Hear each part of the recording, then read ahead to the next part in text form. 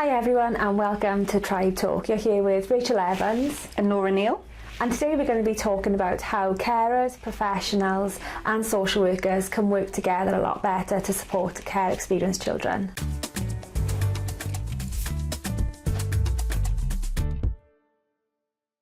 Our children's lives are not lived in one setting or context. They go to school, they're at home some of the time, they're supported by different people, and you might feel that everything's not really working well together.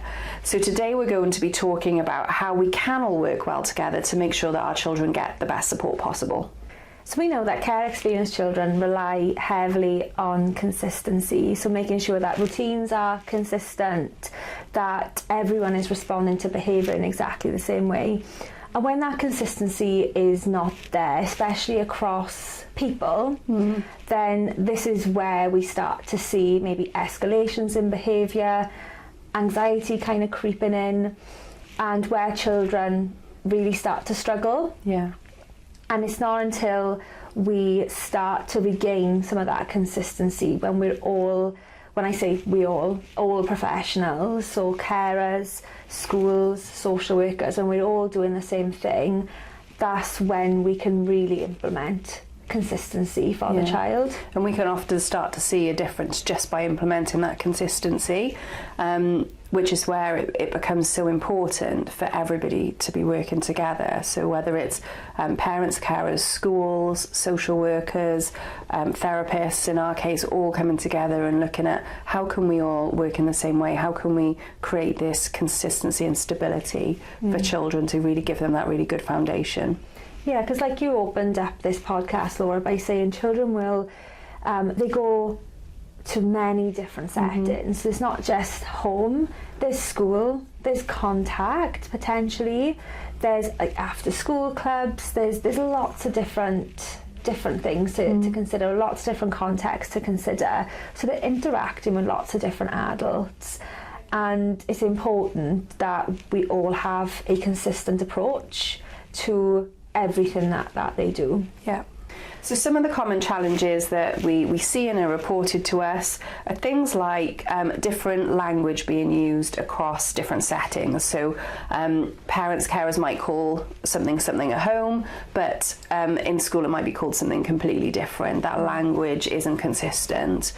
We might also see that there's different expectations across settings. I think this is a really common one, like different expectations on behaviour, how you present yourself, different expectations on who's there to support you as well, which can really cause that inconsistency for children. Yeah, and I think expectations that different adults have, because going back to your first point about the use of different language, being able to sit and concentrate or complete work, say for example, then expectations would be different, but it's important that we have like a really good idea of what that looks like. So if a child is struggling in school, then we know what the expectations are on that, for that teacher, for that child to perform at that level, but what the expectations are for that carer, because sometimes it is a bit of a mismatch. Yeah. The teacher requires the child to sit, be on task for 50 minutes of the lesson,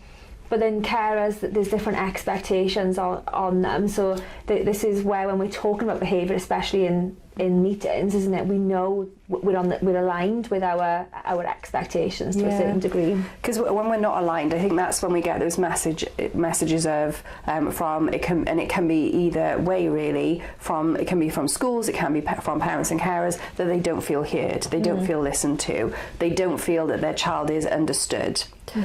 Or a school might feel unsupported by parents, and that's where this disconnect can come if we're not using the same language, we're not being consistent, we're not knowing what the expectations are in the different settings. Yeah. I think one of the things we commonly hear is that there's a misunderstanding of trauma and children's behaviour, and I think there does need to be some acknowledgement that there can be a misunderstanding, because not everybody has trauma-informed care training. That isn't something that's standard in schools at the moment. I would argue that it isn't actually something that's standard across all preparation for foster care or adoption as well. A good standard of trauma-informed care training isn't. So people then have different understandings of trauma, different understandings of how it impacts on young people.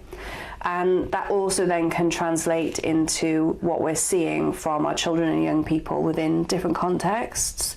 So very, very often we'll hear, well, they're fine in school, so why are they not fine at home? Mm-hmm. Or the other way around, they're having loads of difficulties in school, but they're absolutely fine at home. And it's all about understanding how trauma presents and how it can present differently in different contexts, and where children have different expectations, like we talked about, but different support systems. Mm-hmm. So they might have a very safe base at home. They don't feel as safe in school at the moment, so they behave in a different way.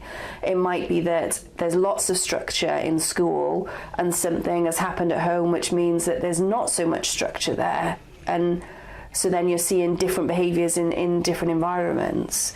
And it's being mindful that that can happen across contexts as well. Mm. Yeah. And how we see that then from the child's point of view, if we put ourselves in the child's shoes, is that they're getting mixed messages mm-hmm. about what is expected of me then, because I have to comply with different expectations in two different settings. If we took home and school as an example, yeah. Which creates then a little bit of confusion from them, and creates this trial and error learning where they're trying out different behaviours to see which one sticks because of this confusion. Yeah, and unfortunately often the wrong behaviour sticks as well, so that's when you get these behaviour escalations, because if they try something new and it might be a quite extreme behaviour, it might be throwing something, it might be hitting somebody, it might be in school, it could be running out of class, and that works, they're going to do it again. Absolutely, and this is where we see these challenges then arise, because consistency has just fallen to the wayside a little bit. Yeah. So it's really important that when we are supporting a child, that we're making sure that, like you said, we're consistent in our responses. Everything about those different contexts that they're able to access are consistent. Yeah, and we're really thinking about the environment, how we interact, how we're supporting our children with that trauma-informed hat on. So we're thinking from a trauma perspective, what have they experienced? Why is it that they might be having difficulty in this particular environment? What can we do to support? Yeah, one thing I was thinking about, Laura, in terms of things that could change for a child. So you kind of touched on this, but at home, things might not be going okay. That might be because behaviour might have escalated, carers are really struggling with that, or the child has just moved placement. Yeah. And they are trying to manage what that means for them, or they just had contact last week or yesterday. So like things continually change, and it's important for us as a multidisciplinary team to know when those things are coming up, or know how it's potentially going to impact on a child, to preempt what difficulties are going to come up for that child to better support them. Yeah, I'm just thinking of an example when you were talking there of how things can change and just rock the boat. So a child who we know they've got trauma in their background, could be fostered or adopted. So we know there's trauma in the background. They have been stable at home. They've also been stable in school. But suddenly the carer starts to see these very escalated behaviours at home. Now, if we're looking at it from a trauma-informed perspective and thinking of what has that child experienced, we can find out that actually there's been a bereavement within the family. So the child is struggling because of that bereavement. Their behaviours have escalated at home, but actually nothing has changed for them in school. So they're not seeing the same escalation in school. I think it can be really easy in those circumstances to point blame and say like, oh, well, we're not seeing anything, so it must be something that you're doing at home, which pinning it down, well, it might be something that's different, because actually the child is under a lot of pressure. The carer might be under a lot of pressure, so might be responding in a different way. But it's how can we look at that in the wider context of, okay, this has happened at home, things are stable in school. Is there anything we can learn or use from what they continue to do in school that might help us to support this child at home? Yeah, you're absolutely right, and that's such a common example then that we see day to day, and especially those conversations around things are okay at home, but school we're seeing some behaviours, or vice versa. And it is important, or it's easy to pass blame, I suppose, for the other party, but it's so important that we don't do that and just look at what is actually working in that moment. Why are we seeing an escalation in one environment? Get to the bottom of that and see how we can support one another to better support the child. Because that's all our shared goal, really, isn't it? And why we support this child is to make sure that they're making progress and they're independent, they're doing well, and support them on trauma recovery. So we've all got this shared goal, so it's important that we're all working together. Yeah. So Rachel, on that note, what are the things that you would look at if you're looking at that shared arrangement and how we're jointly supporting our young people? Yeah, I think effective and clear communication is so important. So we rely so heavily on emails, phone calls with foster carers, social workers, so we're all in the loop of what's going on, any changes that are happening for that child. And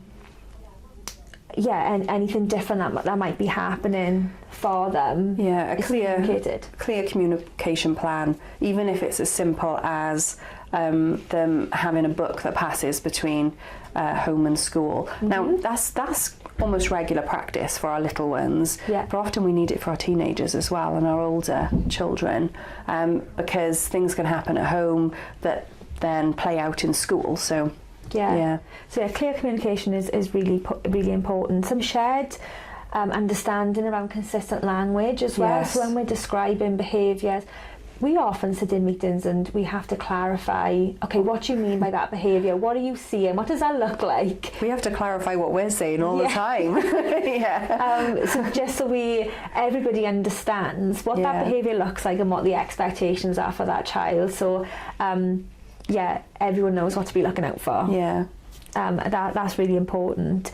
And then how we can support one another rather than passing blame. So we took that homeschool behaviour in one setting and not the other. What can we learn from, ask questions, the power of asking questions. Ask questions around what's working for you right now. Can I take some of that and do that at home? Yeah, I think if I was to give a top tip, that would be one of my top tips, is to ask if you've got the two environments, which we very often do, where there's difficulties at home but not in school, or there's difficulties at school and not at home, look at that environment where there isn't difficulties and ask the question, well, what is it that they're doing?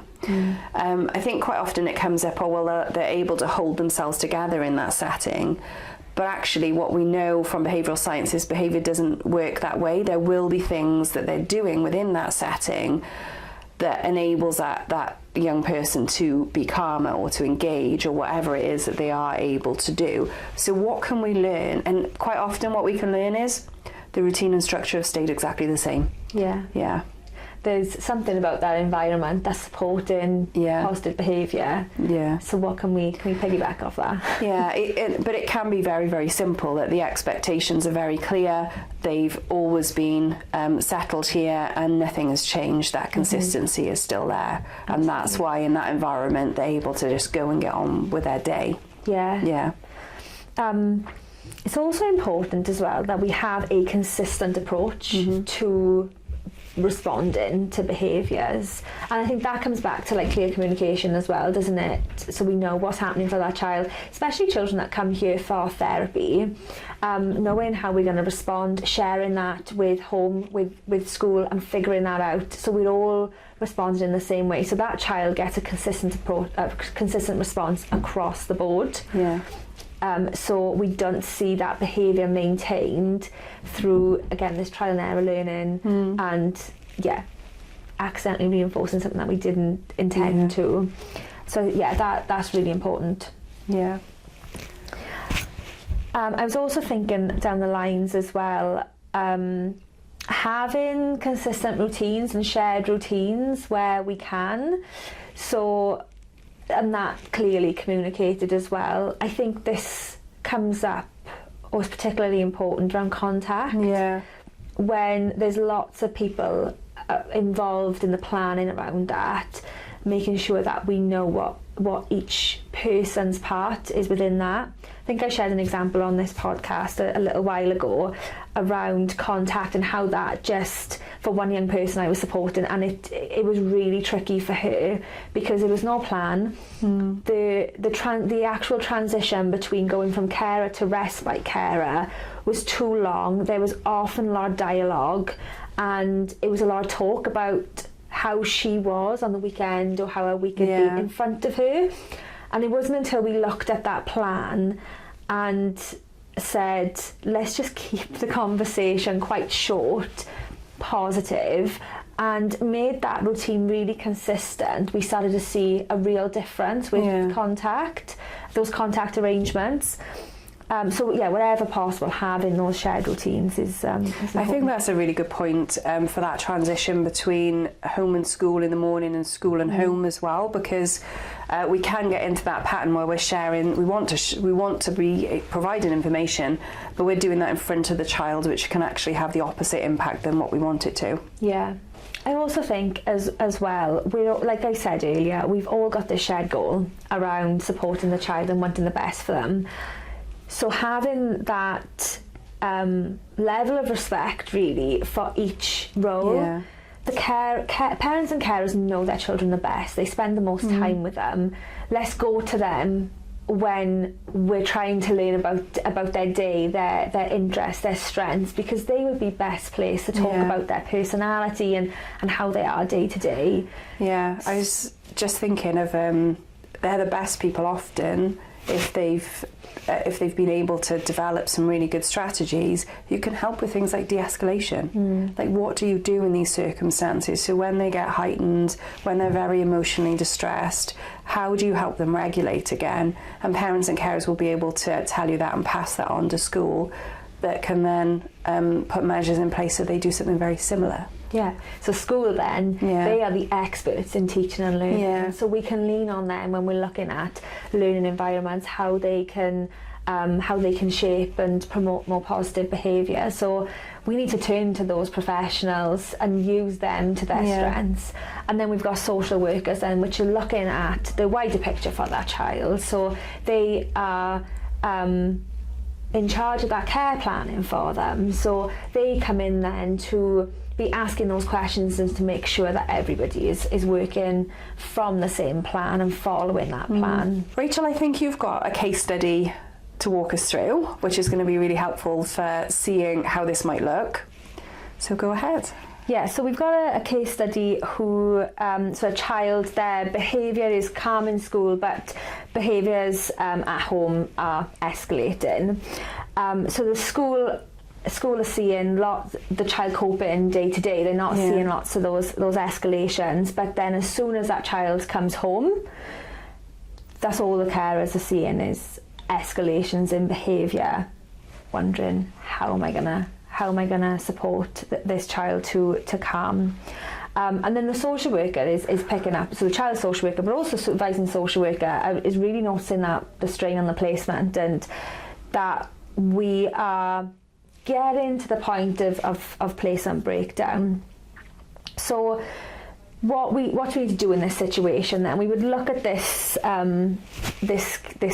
case in understanding what is happening in both contexts. So we've got home and we're seeing lots of dysregulation. So we need to define that. What does that look like? Why is the carer struggling? What behaviours are we seeing from that child? And equally, what are we seeing in school as well? What do those expectations look like? Why is this child so calm in school? Because like we said, this is a common example, isn't it? And then we would look at the two environments. So expectations, are they aligned? Have we got consistent responses?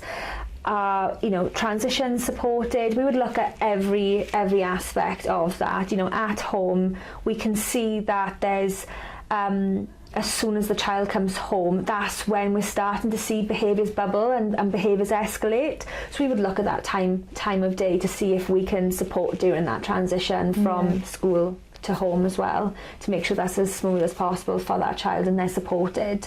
So it could be that schools start to embed some of the instructions around the routine. So it's coming up to 3:30, you're going to be going home today. Are you going home by taxi?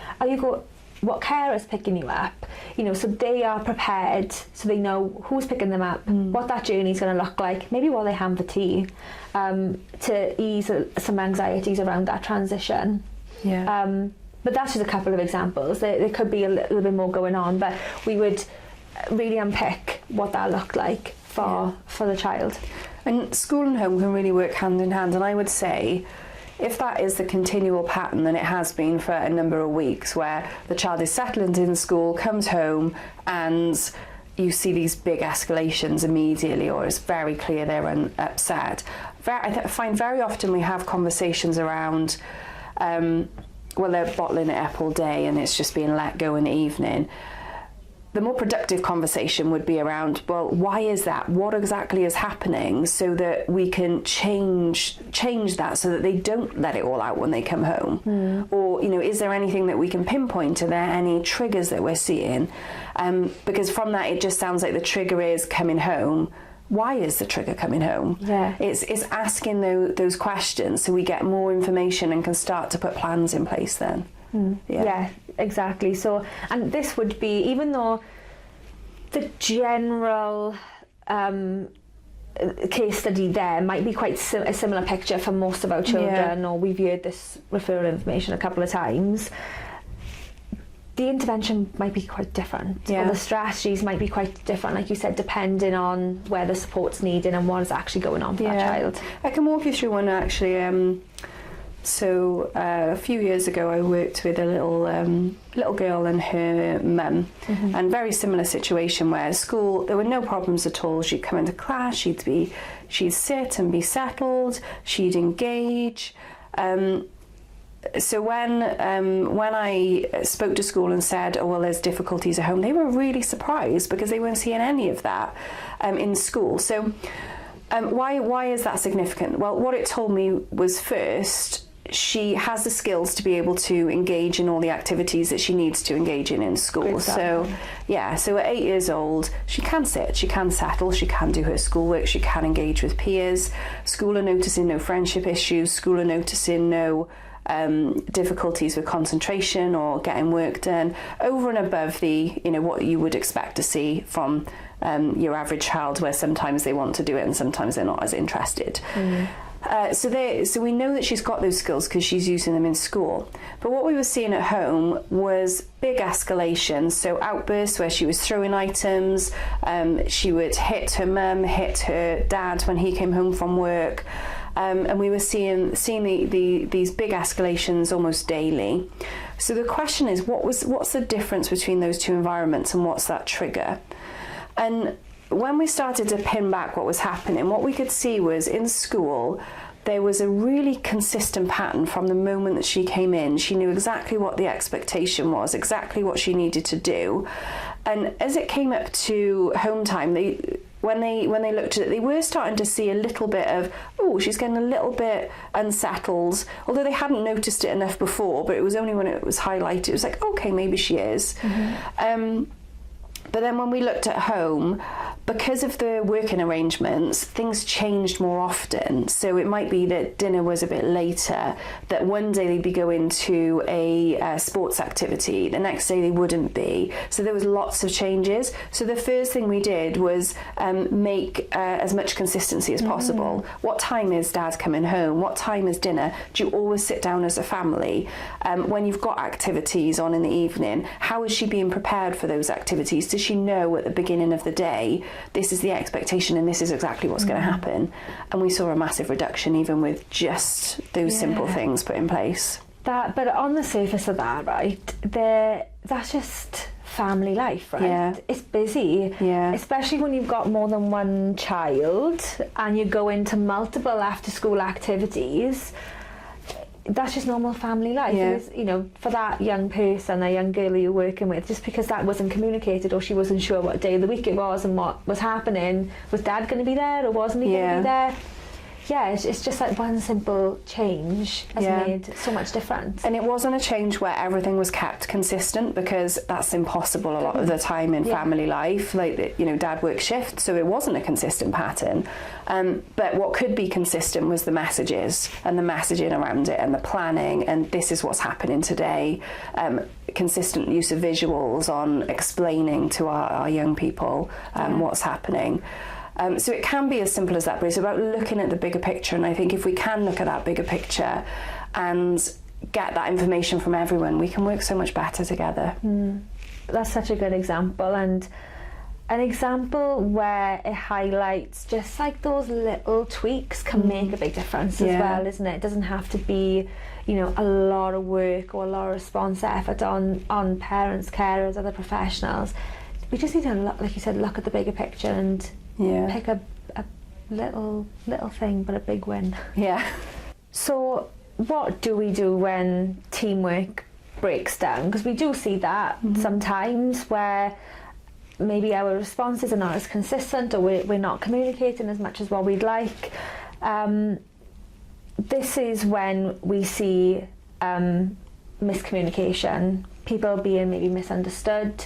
We're not on the same page in terms of an approach. So it could be, you know, just around therapy that we see this sometimes, where therapy, we're waiting for therapy to be agreed, and then it's not agreed, and then it's a long wait then for that child.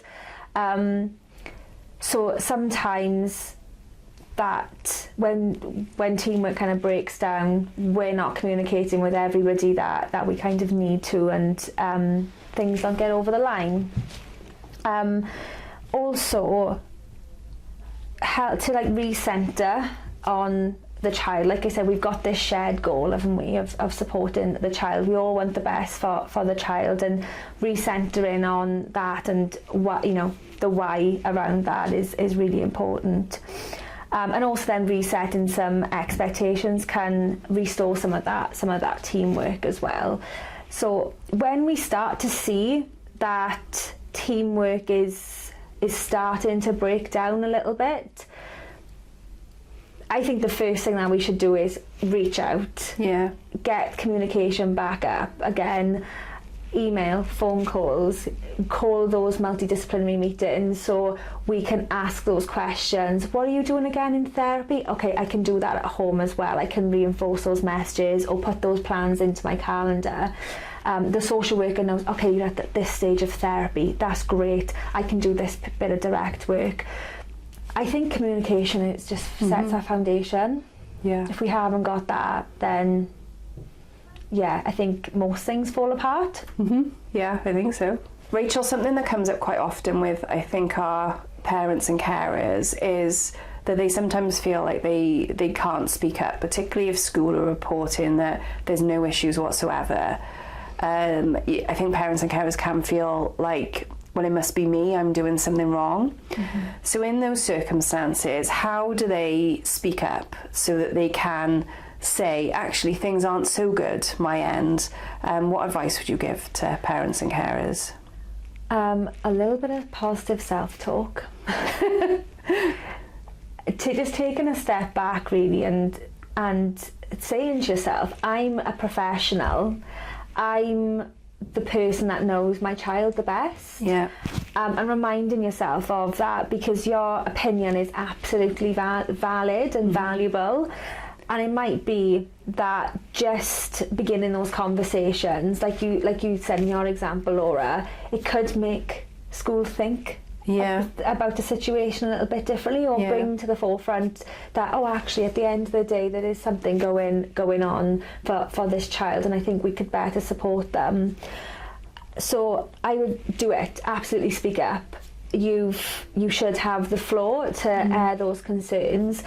If you don't feel as confident after you've given yourself that pep talk, go to your supervising social worker and, you know, in your supervision meetings, talk to them about that and how best to approach. But absolutely, you've got an important voice. Yeah.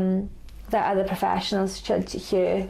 If you want to add anything. So we've got supervising social workers supporting foster carers. If you're an adoptive parent, adoption support teams are countrywide here. Yeah. And then if you're a special guardian, the majority of local authorities have teams who support special guardians as well. Yeah, you know, leaning on other professionals. Yeah. To support you with that. Any concerns that you have, you should feel like you can raise them. Yeah.